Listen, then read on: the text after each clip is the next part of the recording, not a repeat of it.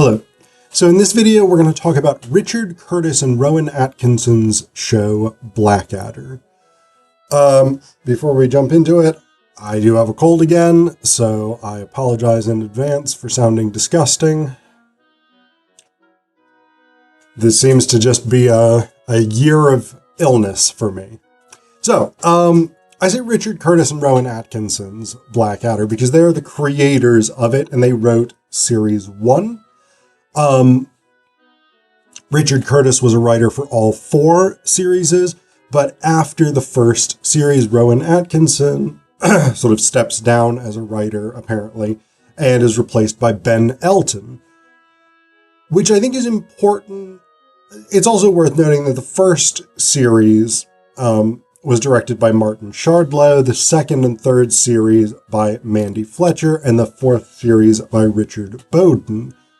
And the reason all of this matters, particularly the distinction between Series 1 and Series 2 through 4, so the distinction really between the series that Atkinson was a co-writer on and the series that Elton was Elton was a co-writer on, is that 2 through 4 feel much more coherent, whereas Series 1 feels much more like an outlier.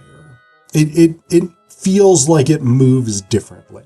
So, the 4 series of Blackadder, they take place over different historical periods, and we focus on the same core figure, Edmund Blackadder, and it's not 100% clear. What it seems to be is that this is a series of Edmund Blackadders, each for their appropriate historical time and place, as opposed to one Edmund Blackadder who lives from the 1490s up through World War I. But the character is always played by Rowan Atkinson, always named Edmund Blackadder. And the other character who is recurring throughout the entire 4 series is Baldrick, played by Tony Robinson, who is Blackadder's dog's body. He's a servant, very sort of lower class, peasant-y type person. Yeah, so those are the 2 continual characters.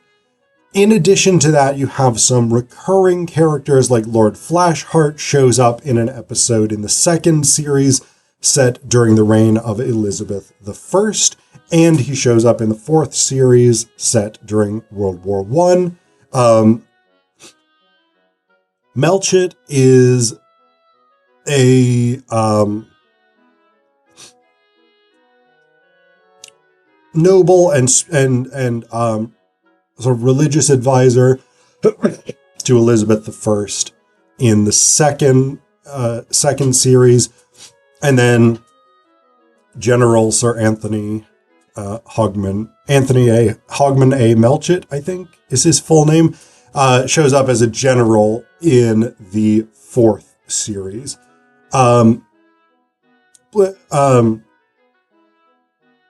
Stephen Fry plays Melchett.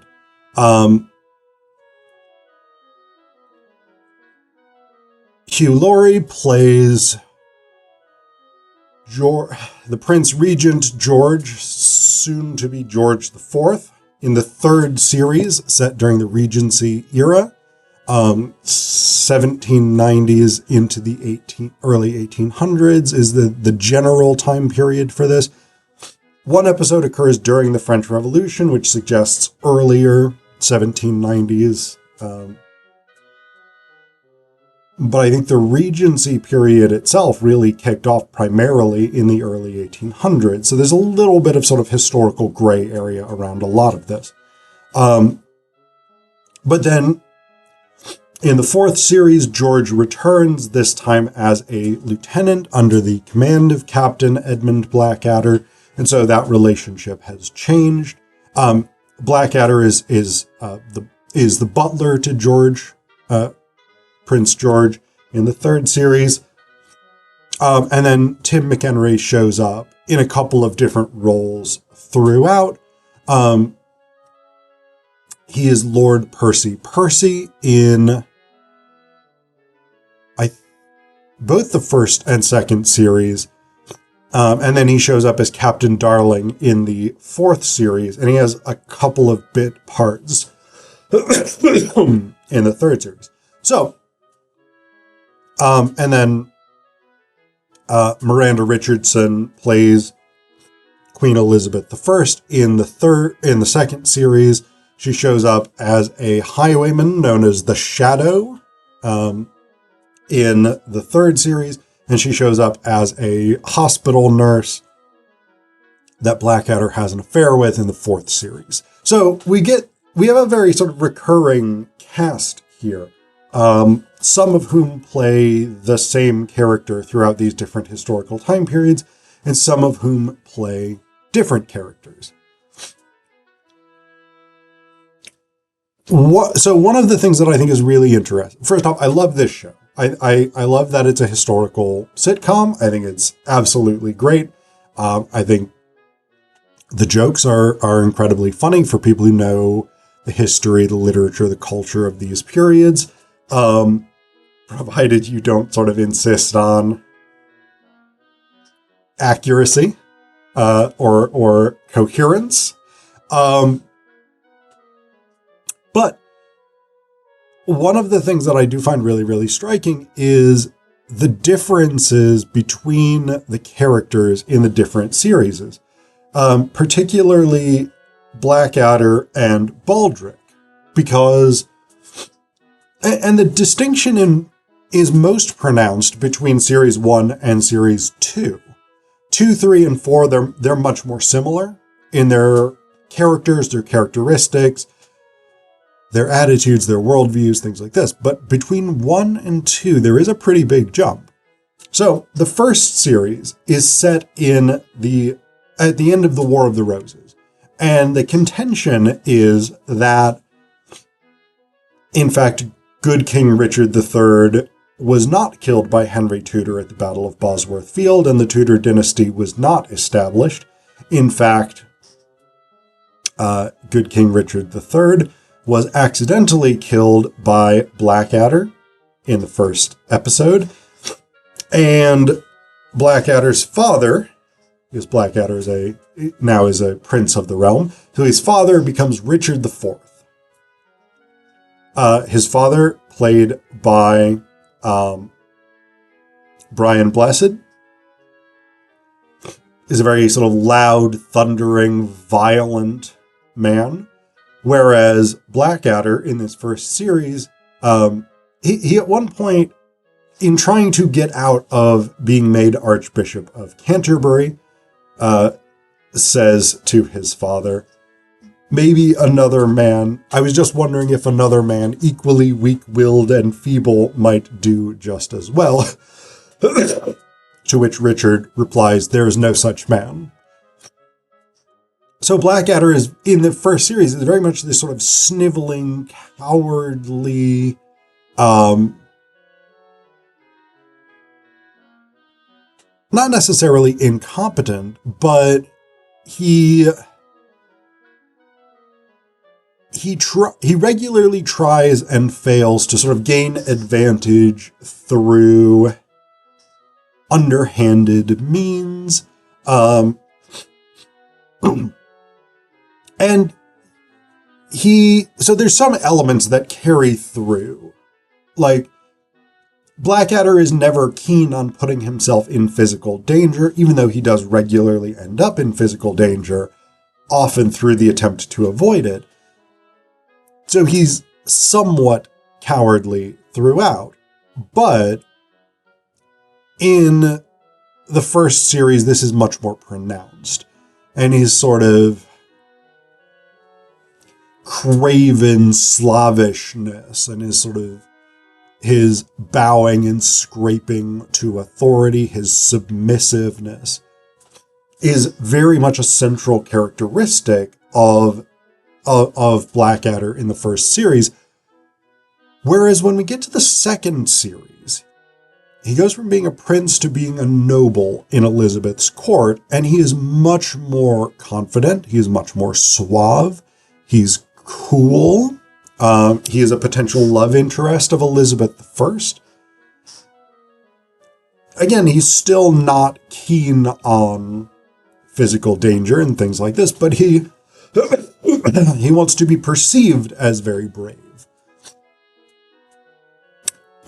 He also is continually in a quest for money throughout the 4 series, although that's least pronounced in Series 4.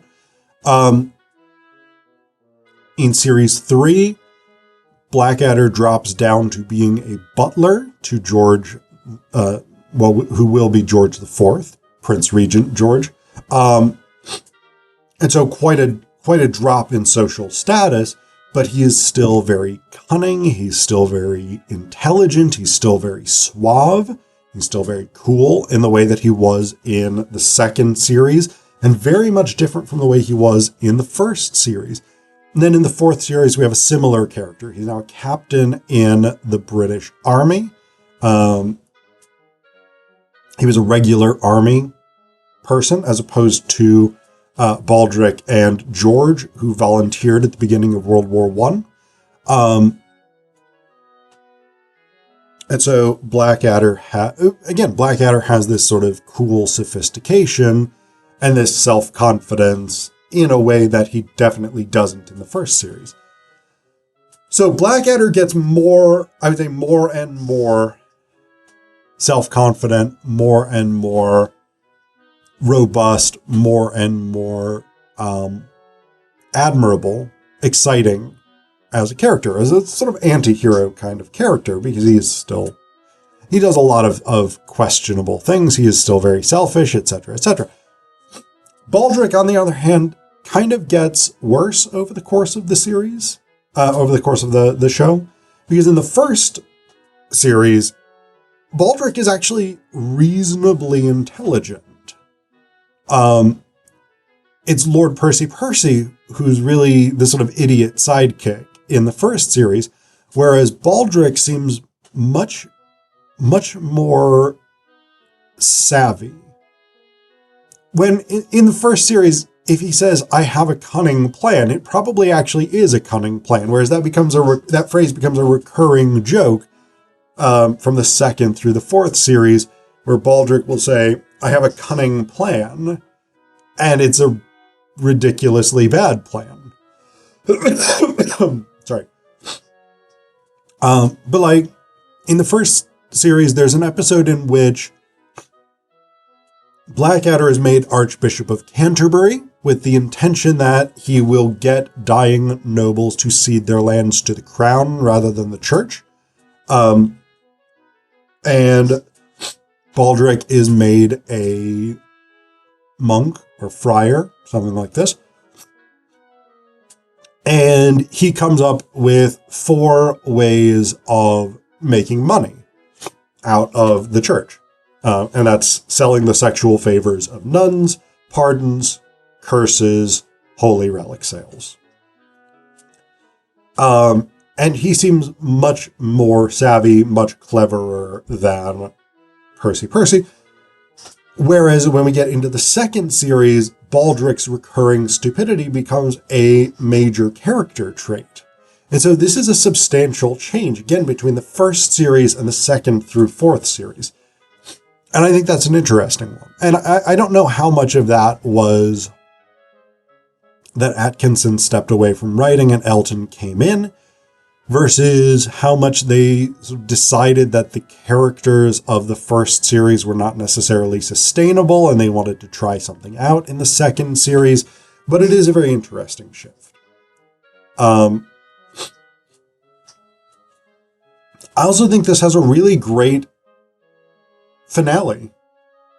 Series 4 has a really great final episode, because in this show that's a comedy, that's historical comedy, in which they've gone through and sort of mocked these different eras, including World War I in Series 4, there's a number of very powerful anti-war gestures in the final episode of Series 4, where Blackadder, Baldrick, George, and Captain Darling are ordered to go over the top into certain death.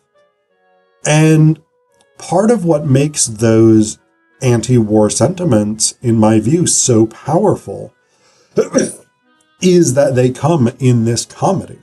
They come in this place that we would not otherwise expect. It's a bit like MASH in a sense, right? Where MASH is essentially a comedy, and yet there are these episodes that just have these amazingly, strikingly beautiful anti-war sentiments.